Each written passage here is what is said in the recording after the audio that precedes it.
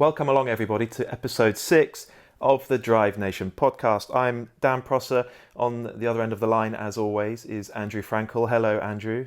Hello, good morning, good afternoon, good evening, everybody. Dan, how are you? Yeah, very well. How are you? I suspect, like me, Andrew, you've not been doing a great deal of work and you haven't been driving anything. I'm soldiering on. We are trying to do lots of different things with Drive Nation, which some of which will already become apparent, many more of which will become apparent in the days and weeks to come. So, although there's not much of the traditional kind of work, I'm not completely bored to death just yet. No, same. Okay, well, we've got this podcast to keep us busy. And this week, we're talking about the art of road testing cars. I think if you're being charitable, you'd say that recording a podcast on the subject of your own profession is reflective or introspective, but maybe it's just navel-gazing. A few people... Profoundly self-indulgent.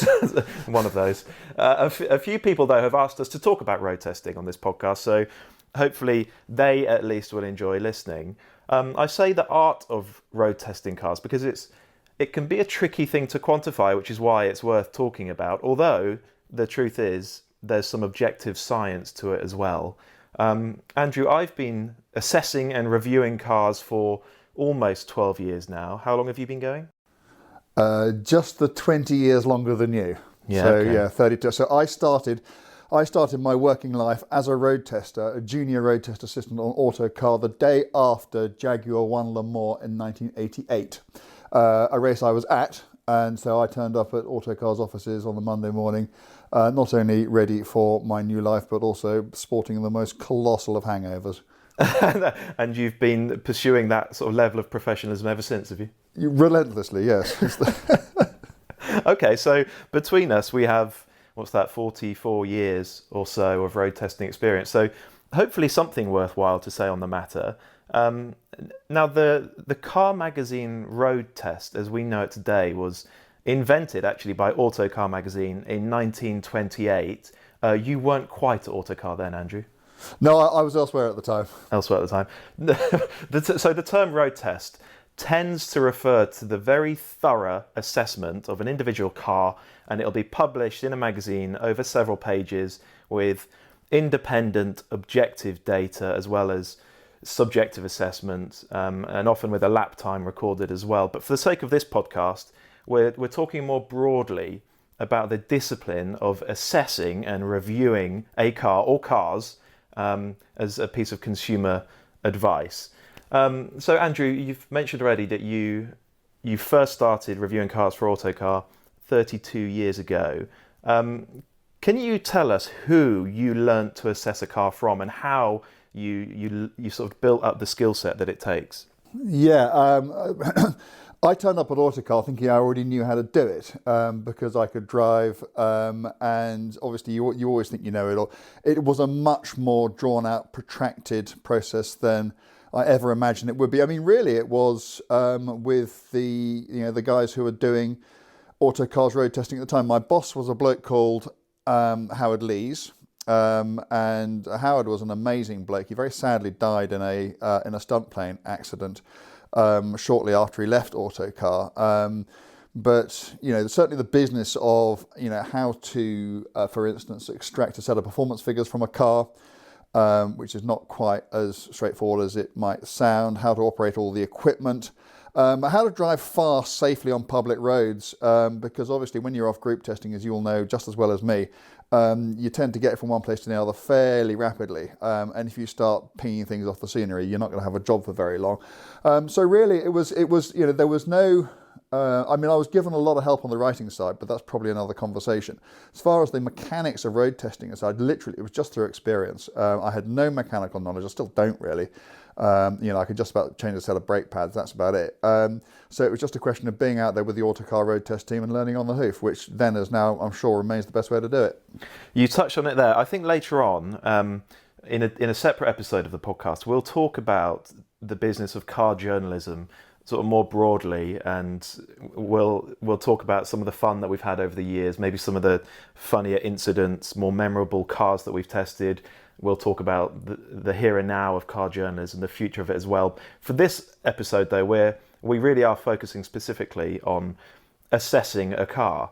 Now, it seems to many people like it would be a dream job.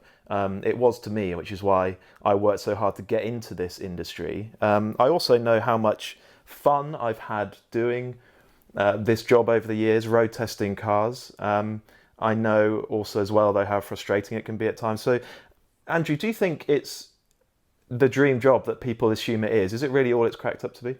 I mean, it's so easy, isn't it, to sort of portray yourself as, as someone who's actually had, a much tougher time, and it's nothing like as much fun as it's made out to be, and all that. But the truth is, it kind of is. Yeah. The only proviso I would add in is if you're the right sort of person, if you have the slightly strange skill set that you need to be able to do it, and if you have, you need a lot of energy, you need a lot of enthusiasm, because it's as it's not a 9-to-5 job. It's kind of the opposite of a 9-to-5 job. You quite often you're driving all day, but then writing all night. And if you don't like that, if that doesn't really get you up and going in the morning, then it's the wrong thing to do. Also, it's not something that, unless you end up doing it on telly, is ever going to make you particularly rich. But no, it is. Let's be honest, it's a fabulous way of earning a living, even if it's not a very enormous one. It was interesting there, Andrew. You touched on this idea that you'll be driving all day and then writing all evening. I want to talk to you about how road testing cars has changed over the years. It's changed even in the time that I've been doing it. When I started in the very end of 2007, it was even then, car magazines didn't have websites the way that they do now. Certainly not very busy, very active editorial websites that we're used to today. And so I think I've got this perhaps slightly romanticized memory of it being a much slower pace back in 08, 09, less of a rush to publish your verdicts immediately. But has it always been the case, Andrew, that you've been up against deadline, that you've always had to turn around copy more quickly than you would like to? Or was there a time where you could, take your time over it and sort of stew on it first?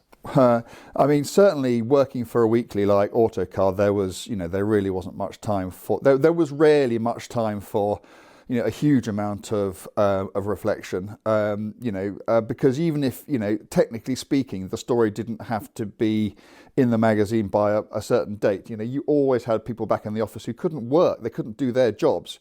Unless they had your words, and you weren't the only person writing for the magazine in any given week, and they had to space things out. So if you went and you drove a car, the expectation was that you would provide the words pretty promptly thereafter. That said, it's nothing like it is today, where with websites which have these insatiable appetites, and magazines and publishers have this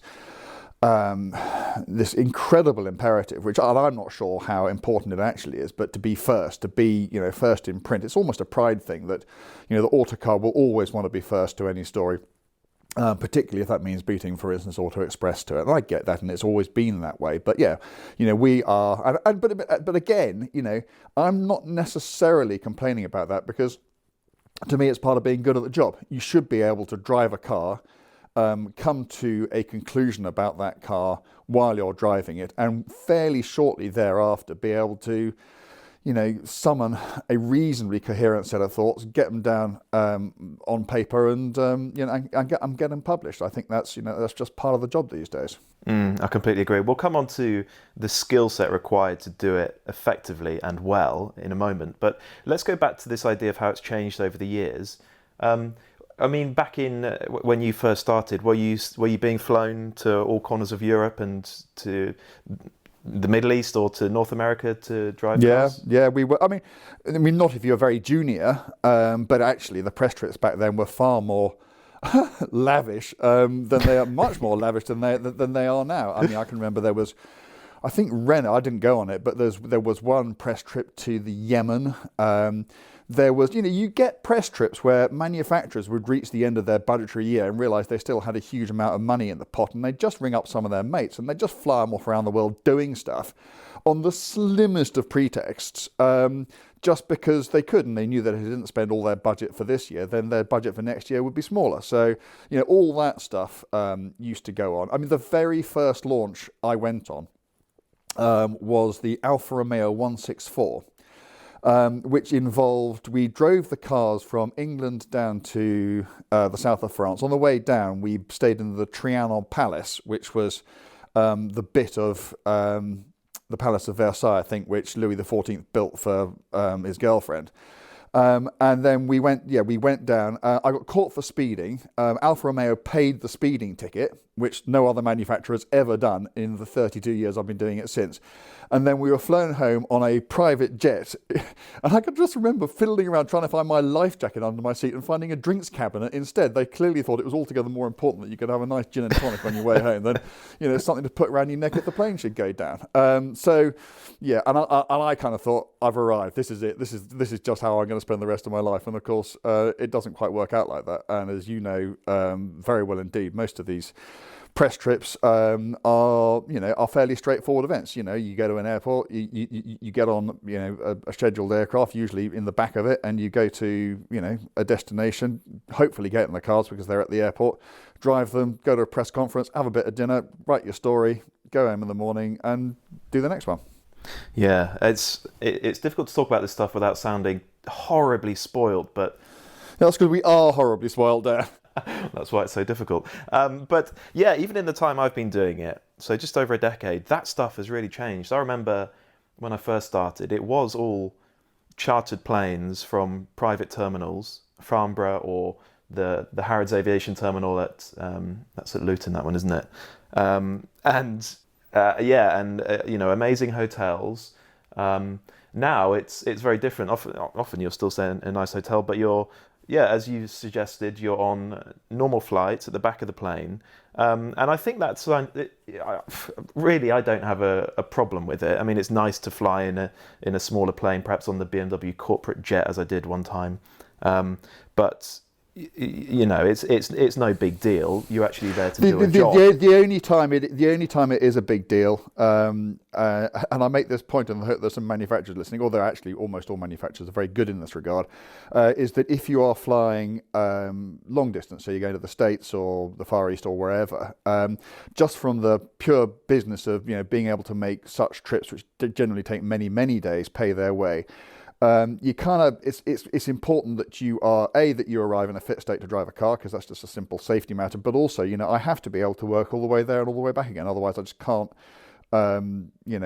justify being away and not earning for that amount of time. So, some space around you to be able to do that is kind of important. But I agree on all sort of local European jobs, and it's not such an issue. No, exactly. You're quite right to say that. What I was building up to was that there was another aspect of, perhaps we're getting into car journalism a bit more than road testing here. We'll switch back in a moment, but there's another aspect of... Are you about to talk about the Blag? How did you know? I can see it sort of lumbering over the horizon. So clearly your time did coincide with the days of the Blag. Just about. Yes. So what was your Blag policy? And what was the best Blag you were ever offered? Well, okay, so I was 20... We should probably explain what a Blag is at this stage. Yeah, well, the manufacturer wouldn't call it a Blag, of course. What would they call it? I think a gift. Yes. Yes, possibly. Something to help you understand their product a little better. Yeah, so sometimes... Which you can take home with you and consider in your own time. Exactly, and enjoy at your leisure. Often... It really doesn't happen now. If you might get a model of the car that you've gone on the launch of, which, if it's a special car, that's worth keeping. But it used to be the case that it was every launch that you went on, you'd walk into your hotel room, or on the charter plane, you'd be handed something, and it was a gift, and it was something to keep, often something quite valuable. I think the most sort of remarkable one I ever received was an iPod Touch when they were brand new, back in 2008 or something. Honda Accord launch. Honda Accord launch. Yes. Exactly. Not that I still have that Touch. Yeah, I think I got rid of mine at some point. and I don't really want to confess this, but I got rid of it in returns for some money. So here's a question. I know the answer to this question, but I genuinely think people will be interested. Do you, did you ever feel in any way awkward or embarrassed about taking these things? And do you think it ever affected anything that you read about the car that you were there to test? It's no to both.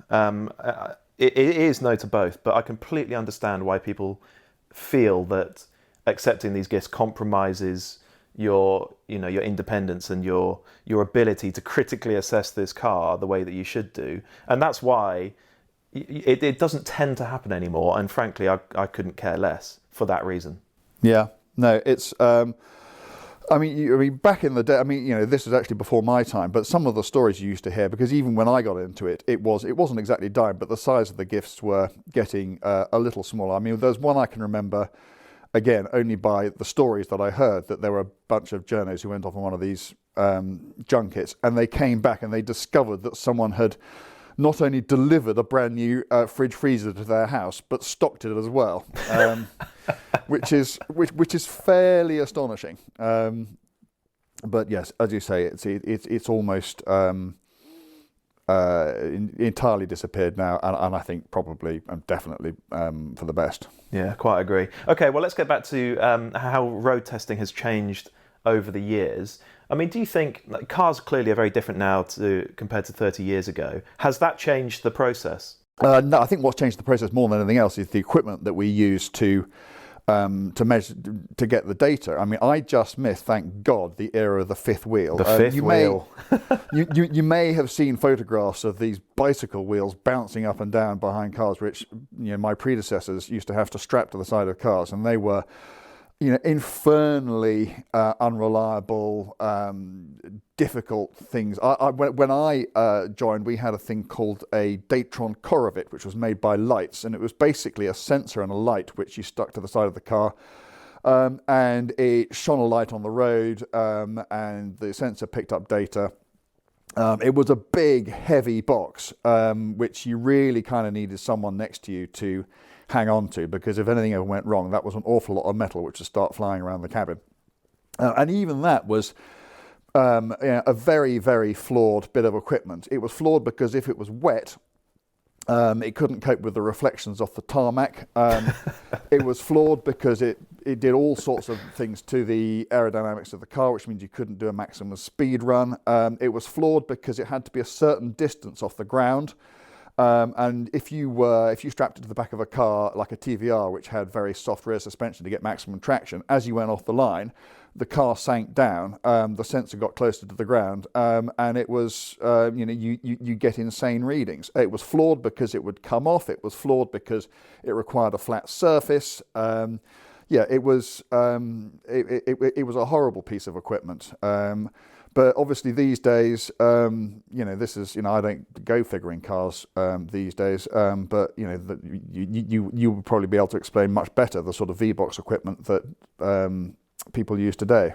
Yeah, VBox, so it's GPS based. It's a little device that you stick in the windscreen, and often it'll have an aerial that you attach by a magnet to the roof of the car, and it measures it by GPS. And they can be a little bit glitchy, but when they're working properly, they just make the task so much more straightforward.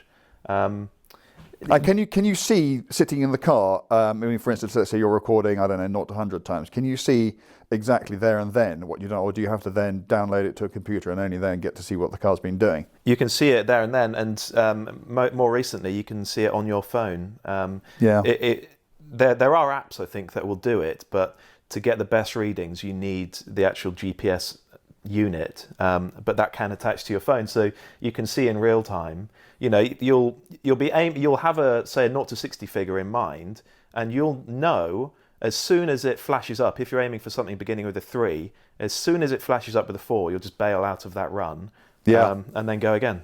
Yeah. We had to do the run and then hit whatever it was you hit, and it would then literally just print out onto tape the run, and that was the only way that you'd know whether you'd had a decent crack at it or not. That's hilarious. So, okay, so you suggested, Andrew, that the process of testing cars hasn't changed that much as the cars have developed, but surely the process of getting objective straight line and lap time data has changed, given that the cars have perhaps become more reliable, a bit tougher, faster. I mean that side of things has changed. I mean, enormously.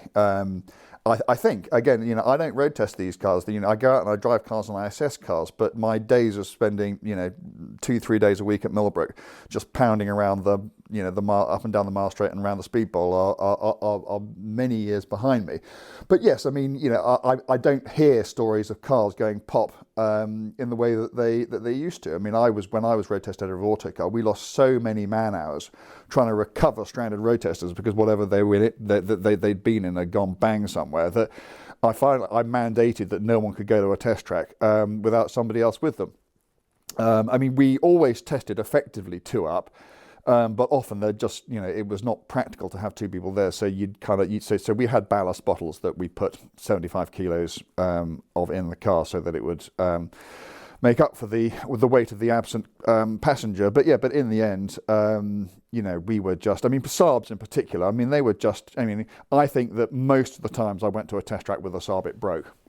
There were Saab 900s, which broke their gearboxes. I think there were 9000s, which if you did a standing start, the engine would move so much the distributor would come up and thump the underside of the bonnet, and that was that. I had a you won't remember this, but there was a type of there was a Jaguar tuner called Chasseur, and they came up with a twin turbocharged XJ6, which I was driving down the mile straight at 140 miles an hour or so when a Sparrow came through the grille.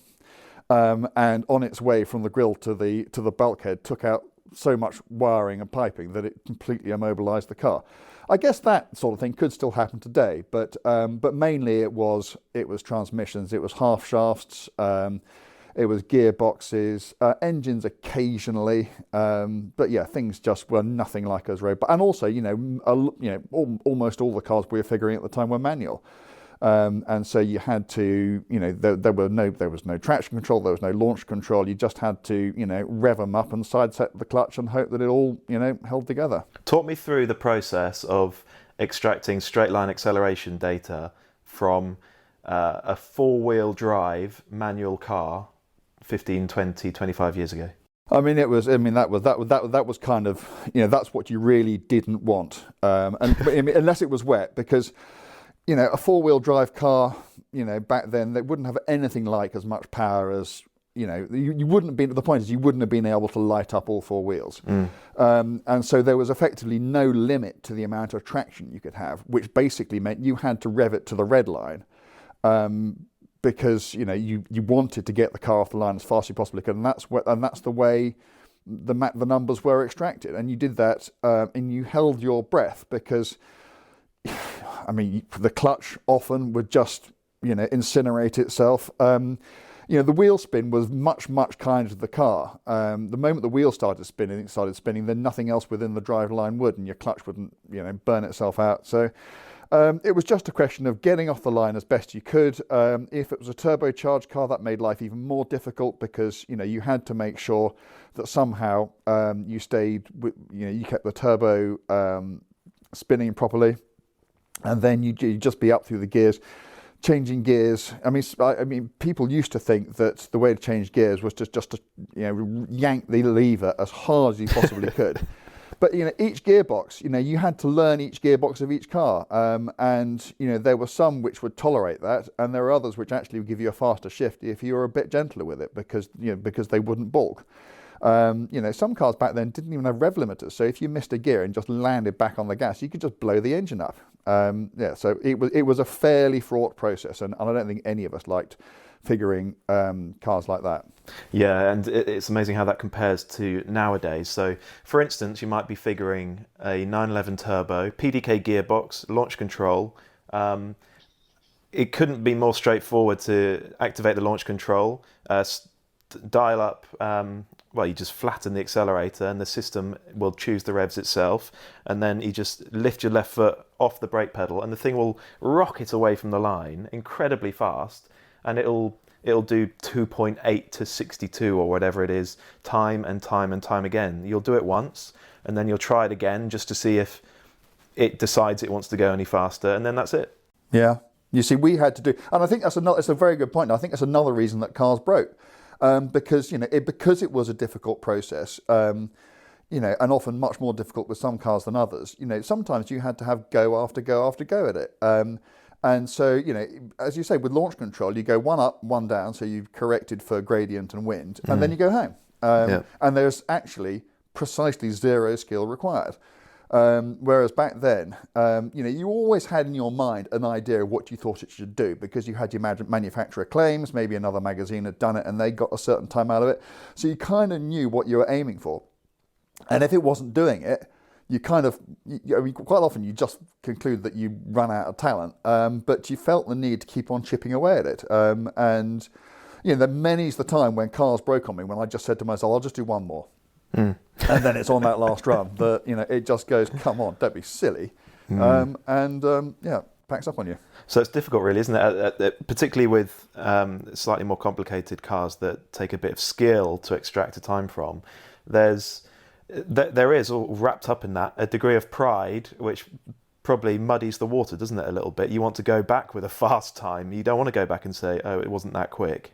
No, and absolutely, there were road tests. I mean, I wasn't the quickest, I don't think. I would always be within, a tenth or so, but you build up a picture of your colleagues, and there'd be certain people who, would go up to the test track and they'd come back and, or worst of all, they'd be there with you and you'd each try, you'd swap positions and they go a tenth quicker than you, and that was never much fun. And you just sort of build up a picture, and, I certainly ended up just trying to send people who I knew would be able to get the job done and come back with the numbers. Yeah, that's the most important thing, really, isn't it? And hopefully without breaking a car. Okay, now this is a sort of two-part question that I'm going to put to you now, Andrew.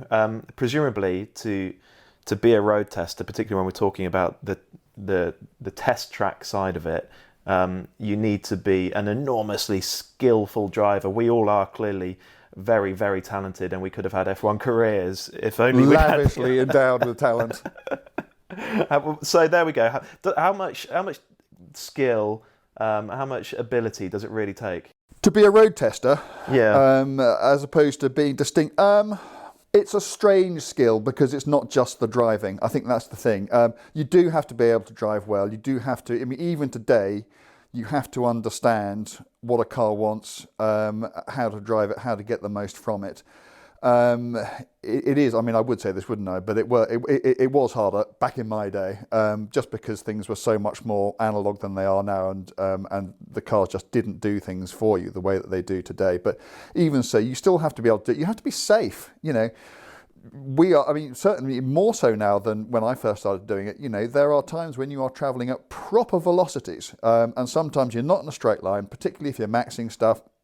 The test tracks that we use, Myra and Millbrook, they're pretty old facilities. They don't have, acres and acres and acres of runoff area.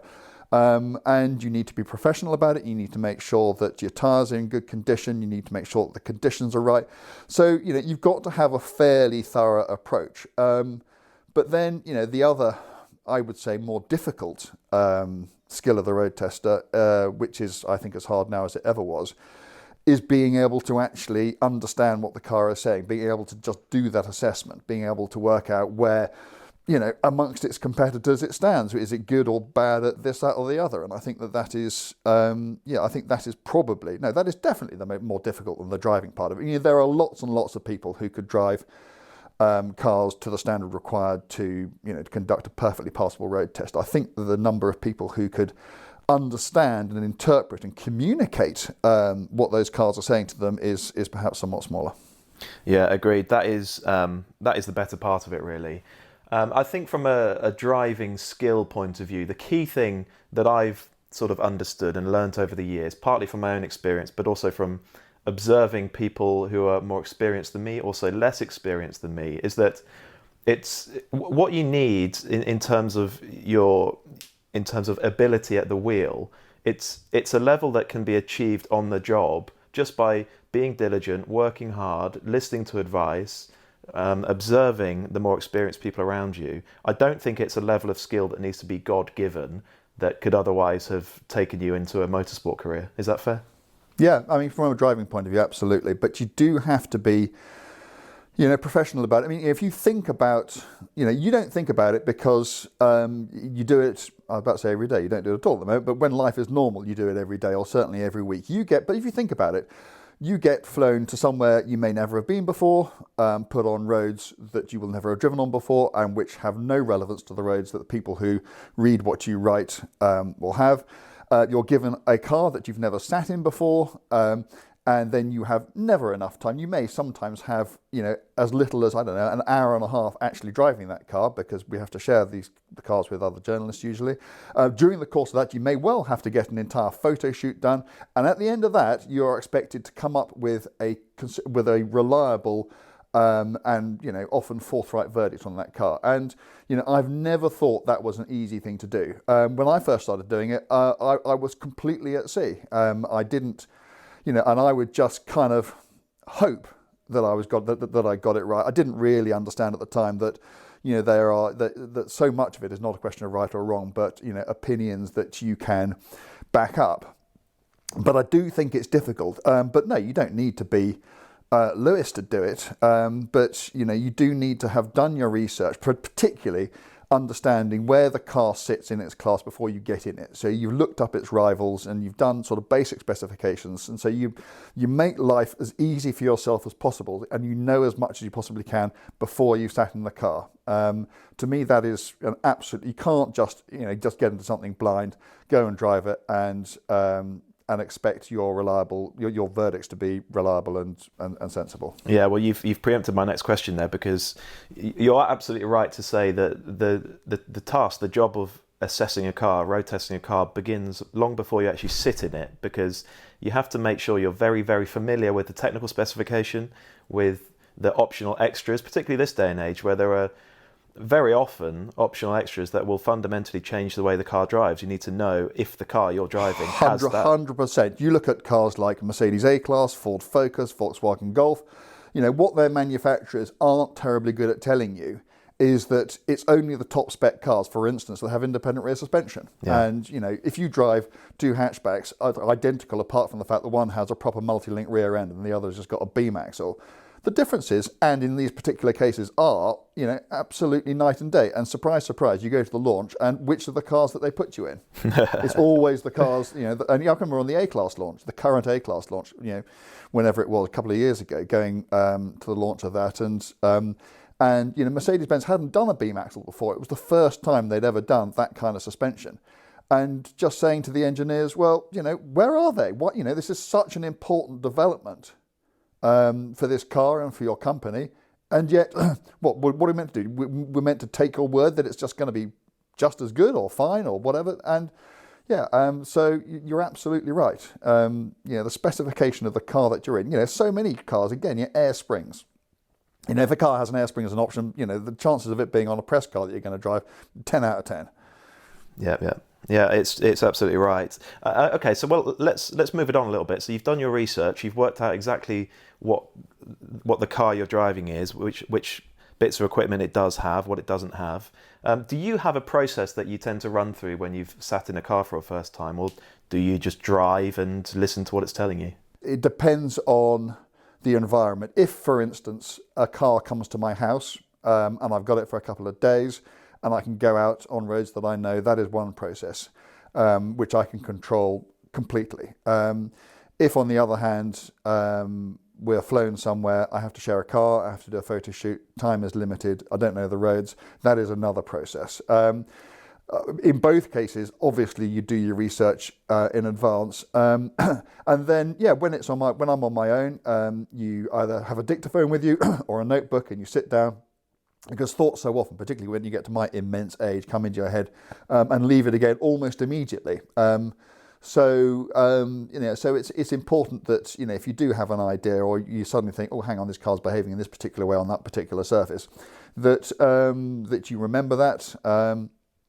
But yeah, so the answer to your question is there's the full range from, fully comprehensive approach, with written notes done over, a period of time, best measurable in days rather than hours, to just get in the car, drive it, and hope that your experience is sufficient for you to be able to do a decent job at the end of the day.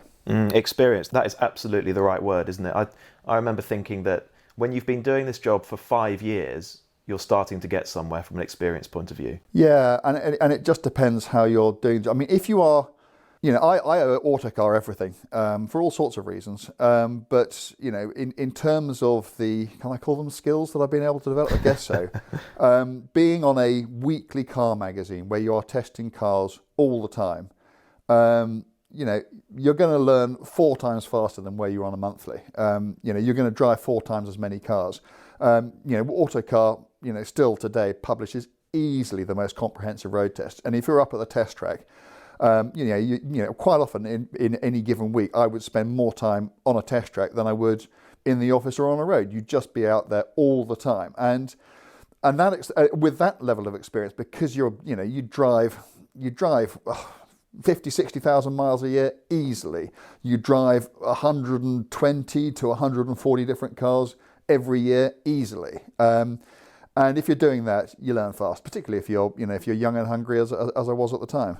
Yeah, I think that's fair. I think actually the weeklies are the best sort of training ground for young road testers.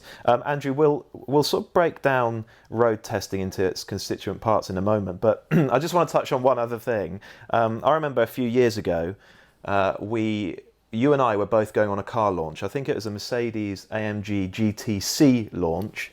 I think it was in Arizona in the US. And you emailed me beforehand saying, do you want to share a car? Yes. On a mutual no scare basis. Yes. Can you tell me and the Drive Nation listeners why you had to add that last bit? Because actually, the most important thing about any car launch is not the car that you're driving.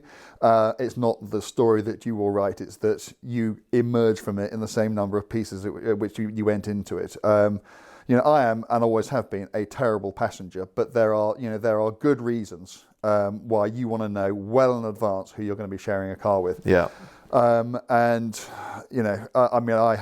have a friend, a man called Gordon Cruikshank, deputy editor of Motorsport magazine, who 30 years ago was on a launch in the passenger seat of a car with the wrong person driving it. There was a terrible, terrible accident. The driver emerged unscathed. And Gordon, will spend the rest of his life in a wheelchair as a result of that. And, we sort of laugh and joke about it, but there is a serious side. There have been some enormous and tragic occurrences on car launches. And, I just, there is a lot of testosterone around because sadly it is still a male-dominated industry. Sometimes you get in a car with a bloke who you don't know very well, and it's clear to you from the off that maybe because they know who you are, maybe because they know you've been doing it for a bit, that they've decided they want to show you how good they are. And to me that's not relevant and that's not appropriate. And because I'm so tediously British and reserved about the whole thing, I find it very difficult. I mean, I have done it, but I find it very difficult to say, mate, you're being a bit of a twat. Would you mind just slowing down? And so what I tend to do these days is find out, first thing I'll do is I get invited on launch, I'll ring up the manufacturer and say, who else is going? I will then identify someone like yourself, who's not only a mate, but someone who's going to drive sensibly. And then, if you do feel the need and the road is right and the condition is right to drive as fast as you feel safe and comfortable, but probably faster than your passenger would ever feel safe and comfortable, what do you do? It's very easy. You just stop at the side of the road, say, mate, I'm going to be gone for 20 minutes. I'm going to drive up and down this road, and then I'll come back and I'll stand by the side of the road, and then you can do it. And then you can get the job that you need done. Nobody gets scared. And if anybody gets hurt, it'll just be the bloody idiot behind the wheel. Yeah, absolutely right. And I think what I find myself saying to younger road testers just starting out is, do not concern yourself with trying to come away from a launch with a reputation for being a hot shoe. The most important thing is that you earn yourself a reputation for being a safe pair of hands, someone who can be trusted. Yes, absolutely. Absolutely. That is 100% correct.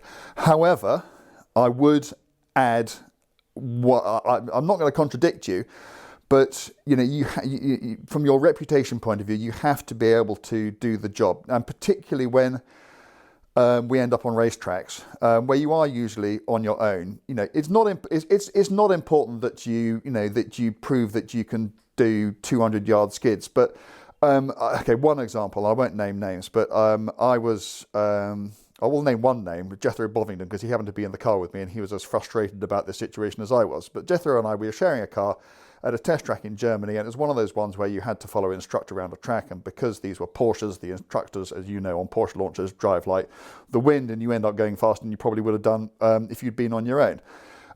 But there was one bloke in our Ducks and Drakes convoy who was so slow that he couldn't keep up with the instructor on the slowing down lap. I remember. Because you're not allowed to overtake, you have to queue up behind it, and so you're sitting there trying to get your laps in or whatever, and you've got someone who, and this person would have gone off and would have presumably told his readers, how this car handled on the limit, and clearly having absolutely no idea of how to drive a car in that way. And it is a component of the job. People do want to know how cars behave when driven up to and over the limit. You do have to, in very controlled circumstances, be able to do that. And if you can't, if you want a job as a road tester, then you've either got to learn fast or probably find another way of earning a living. Yeah, so it's a safe pair of hands, but the truth of it is, particularly if you're driving a very fast car, as we all find ourselves doing these days in this line of work and on circuit as well, you do need to be able to drive it pretty close to its limit in order to have a say on what that car's actually like at that point. Andrew, let's sort of break it down a little bit. Is it fair to say that assessing a car is sort of 3/4 ride and handling? It is, in terms of what is difficult about assessing a car, because you and I and anybody else in the world can sit in the back of a car and work out whether it's got decent headroom or not. That's not difficult. If you sit and you think about the way a car's interior is laid out, you can work out for yourself whether that's a good job has been done of that. It's when things are, there's nothing more subjective than ride and handling. Yeah. And there's no area of the whole road testing business that is more difficult than that. And so, although it may not make up 4/5 of your assessment, in terms of the amount of time you spend thinking about it, absolutely, that takes up at least 4/5 of your mental space. Mm. And how long's a piece of string? What do we mean by ride and handling? Should we see if we can break that down a little bit more and explain it? No, after you, mate. It's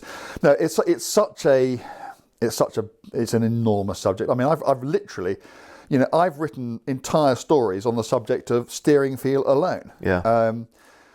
Handling it's a subject that is so enormous that everything from its on-limit oversteer, understeer balance to the squidginess of the material they use to line the steering wheel, are factors.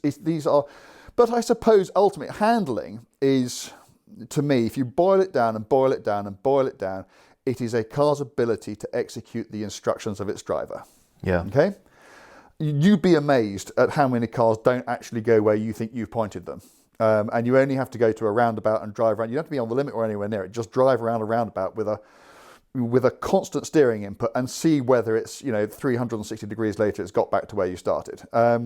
And so that is handling at its most basic, essential form. But then beyond that, obviously, it goes into all sorts of other areas. And ride is an even more at least as subjective subject area, and people get tripped up by it all the time because they either mistake or fail to understand the differences between primary ride and secondary ride. And primary ride is basically a car's ability to maintain its ride height. So, a car with poor primary ride it would feel light over crests and it would wallow around in dips. And it would fall over in corners and that sort of thing. Secondary ride is actually easier because it's lumps and bumps. It's just a car's ability to isolate, sort of everyday imperfections you get in a road surface. But the problem is that quite often those two objectives of primary and secondary ride have been, you can tie a car down in its springs really hard and get a fantastic primary ride, but then your secondary ride's going to go out the window. Likewise, you can make a car all lovely and soft and early Jaguar XJ like. And you can get the most beautiful secondary ride, but its primary ride will be affected. So it's the job is judging not only how well it's been done, but how well it has been done for the kind of car that it is. So if you're testing an S-Class Mercedes, you're going to have rather different ways of measuring how well it's done that job than you would if you were testing, I don't know, GT2 RS 911. Yeah, exactly right. And it also, a car will feel very different on one surface compared to another, and on a motorway compared to a B road. And we know that it's an incredibly complicated and quite nebulous thing, ride and handling, because for decades, scores of very, very clever engineers have been beavering away at it, and even now get it wrong. Oh, absolutely. And the development process of even a small volume car from a low volume manufacturer, the chassis engineers will go through, the permutations. If you think about the springs, the dampers, the bars, the bushes, Geo. Yeah, the geometry. And if you think of the number of combinations of all those things, and of course they can never change more than one thing at once, because then they won't know which particular change has made that's why these cars take literally years to develop, and the tyres as well.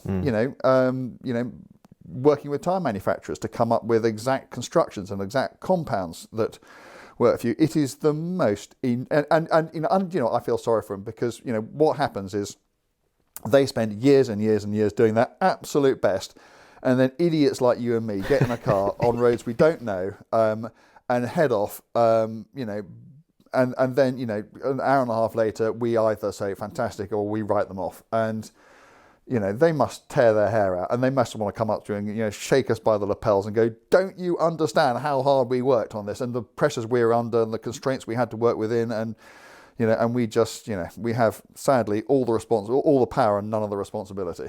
Yeah, it's true. But that does highlight why this job, this sounds self-important, why it's a necessary role, why we do need people independently driving these cars and saying, I'm not sure that's any good.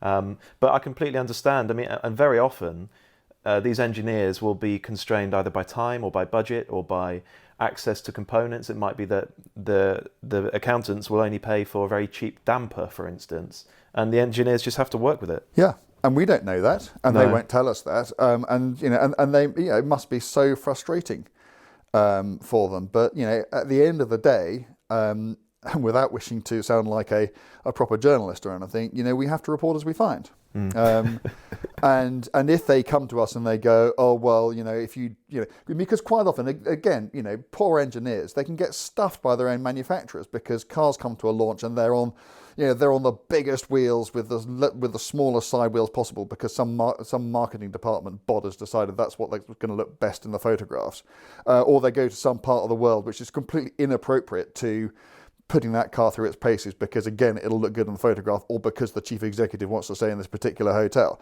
and all that work stands or falls on on the environment in which the car is presented. Who'd be a car engineer?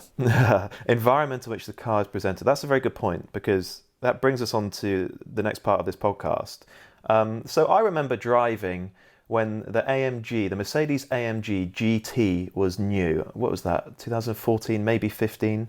And they launched the car in California, and I remember collecting a car from San Francisco and driving it to meet an Evo magazine colleague, it was Jeffo actually, who had a 911 Carrera from the launch, which was in LA. So we met halfway. Can I just ask how many people listening to this are feeling sorry for you right now?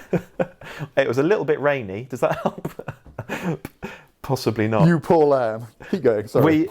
And it just so happened that kind of equidistant, where there were some good roads, took us to the junction where James Dean died, actually. Oh yeah. Which is an aside, but Anyway, I remember driving this AMG GT and being stunned by how capable it felt. And Jethro felt exactly the same way. And he was doing the twin test between the AMG GTS and the 911 Carrera GTS, which was the car being launched in LA.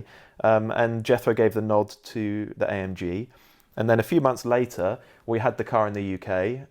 Mercedes took a car up to the Scottish borders for us, and we had all of its rivals. We had 911 Turbo, a Nissan GTR. We had an Aston N430, a V8 Vantage N430. There's one other car, maybe an i8. So we had its rivals there. And we were all blown away by this AMG GT, and we thought it was a wonderful thing, and it won the group test. A few months later on, we had that car at Car of the Year, so towards the end of the year, with all of the best cars of the previous 12 months or so. And the thing was a pig. This car that we'd really been bloody impressed by on 2 occasions beforehand. We were driving it again in Scotland, but somewhere else, a bit further north. And it just felt like a completely different car. And I remember being utterly sort of thrown by that, really confused, just wondering what the hell's going on. Is it the context, among all these other perhaps more focused performance cars? Was it the roads we were driving it on? And I questioned everything that I had written and said about the AMG GT up until that point. So Andrew, leads me on to the question: Have you ever felt like you've got a verdict wrong, or felt like you've had to change your opinion given further exposure to a car? Yeah, I mean, similar sort of thing. We've all got. I mean, I wouldn't say I've got a verdict wrong, not because I pretend for a moment to be brilliant or all-seeing or infallible in any way, but because a verdict is an opinion. And but have I ever felt I wish I hadn't written that opinion, and therefore I suppose that's a wrong, but as you can call it, I guess. Yeah, so a very similar sort of thing. One of the best launches I went on was the Aston Martin DB9 launch it would have been 2003, I'm guessing, south of France. Everything was just the way it should have been. So we got to the launch hotel very quickly. The launch hotel was literally on the Col de Vence. So, you literally just get out of your, you drive out the gates of the hotel, turn left, and you're on an amazing road. So none of this fiddling through, city streets or big long motorway sections. You could be out there doing your job, from the get-go. And we just, I think 5 days earlier, I'd been in Maranello driving the 612 Scaglietti. I mean, it's staggering that 2 front-engine 2+2 V12 coupes from, blue bloods like those two could be launched within, literally a few days of each other. But in fact, I think the original plan, I'm going slightly off-piste here, but anyway, I think the original plan was that they'd be on the same day, until one manufacturer or other realised that they'd only have half the journalists they'd intended on if they did that. So they literally moved the launch. I think Ferrari shifted to get the UK journalists in. Anyway, the DB9 was fantastic, and I was sharing with Gavin Green. Most of you will know Gavin, fabulous journalist, long-time editor of Car Magazine, old mate of mine, very accomplished racing driver. And we just sat there with our smiles getting broader and broader and broader because, we suddenly thought that, Aston Martin, its future had been secured with the DB7, but here was the DB9, and to me it was just a way better car than the Ferrari for an awful lot less money, and that was fab. And then I drove it in the UK, and it was just a different thing. Now, I wasn't the only person to think this. I wasn't the only person to drive a DB9 in the UK and come to a very different conclusion to the one that they had in France. There were conspiracy theories about Aston Martin had very trick dampers on the cars that they used for the launch. I know that manufacturers have played those sorts of games before. I'm not for a moment suggesting Aston Martin did then. All I'm saying is that people said that was the case. I wasn't one of them. But the car was different. It just didn't feel as nice. And that could have been, and it happens, literally the difference between smooth French roads and our legendarily rutted road network. I don't know, but yeah, I wish I hadn't been quite so effusive about the DB9 then, but in the circumstances in which I found it, to go back to something I said a few minutes ago, I reported as I found. Yeah, there you go. That's all you can really do ultimately, isn't it? Okay, well, we need to start winding this down in a moment, and we'll do that by talking very briefly about the future of road testing. To anyone who's tuned into this, sort of hoping for some advice about getting into road testing or car journalism, I think we'll address that later in a different episode when we actually talk about car journalism more broadly. We will. We will definitely do that because I did one of the Collecting Cars podcasts with Chris Harris, and we talked a bit about this. And the number of young enthusiasts who then got in touch with me because I'd said on this podcast that I'd be keen to help people a bit, and of course I then got flooded with requests. But it does seem to be something that people are very interested in, and it's not a straightforward subject. So not straightforward indeed that it really does need a podcast by itself, and not something we can tack on the back of this one now. Okay, so we'll address that later on. But before we finish up, Andrew, we've got 2 minutes or so to discuss the future of road testing. We're going to have to keep it brief. What are your thoughts? I mean, does it become less relevant, or does it actually become more relevant as cars become more homogeneous, electrified and so on? No, I think it becomes more relevant. I think, as there's this term, which has been around the industry for as long as I've been in it, that there's no such thing as a bad car anymore, and I just hate it. I just absolutely hate it, because any car exists in a class with other competitors, and within that class there will be an order. And if your car is the worst car in that class, it is, to me, by definition, a bad car, and we need people to make those calls. It'll get more difficult because, yes, of course, the gap between the best and the worst is narrowing, and it has been for a long time. It may have got an awful lot easier to record a set of performance figures for a car, but I actually think the business of road testing, of reaching those crucial verdicts and telling people where these cars actually sit and the nuances and the distinctions between one car and another, I think it's become more difficult, and I think it'll become more important. I think people always need to know what's best, what's worst, and I think your computers will never be able to do that, and you need road testers, and good luck to them, because it's a great life, but not one that's about to get any easier, I fear. Yeah. Okay. Well, there we go. Let's begin to wrap it up then. So a few of you, dear listeners, you were good enough to send in some questions for us. We haven't asked them explicitly, but I did make sure that we had addressed as many as we could throughout the podcast. Although there was one for you, Andrew, just to finish things off. You can choose any one road in the world to assess a car tomorrow. Which one's it going to be? Oh, do you know what? I'm going to give you the most boring answer, and it is it's the road. It's actually a few roads, but it's my testing route around here. It's not the road, so it basically goes from where I live in the Wye Valley up to the Welsh Mountains and back. It's a really, really good road, but it's not the greatest road in the world. But the reason I nominate it is because I know it inside out. And from a purely specifically road testing point of view, the fact that I can take that variable out means that I can reach a more reliable verdict on a car on that road than I can on any other. So it is actually, I think, the most important tool for a road tester to be able to have is somewhere they know they can go and drive a car. A road which has all the surface and camber changes and good combinations of corners, and then you learn it inside out, and then you have a sort of a datum point, something by which everything else can be judged. Sorry, I wish I could have said something rather more exotic, but no, it's a road between the Wye Valley and the Welsh Mountains. I completely agree with you. Familiarity is key. Well, there we go. That's a good place to leave it. So we'll end it there. Thank you everybody for listening. Please remember to rate the podcast, leave a review, subscribe as well wherever you get your podcasts. And thank you for listening. And thank you, Andrew, for your time as well.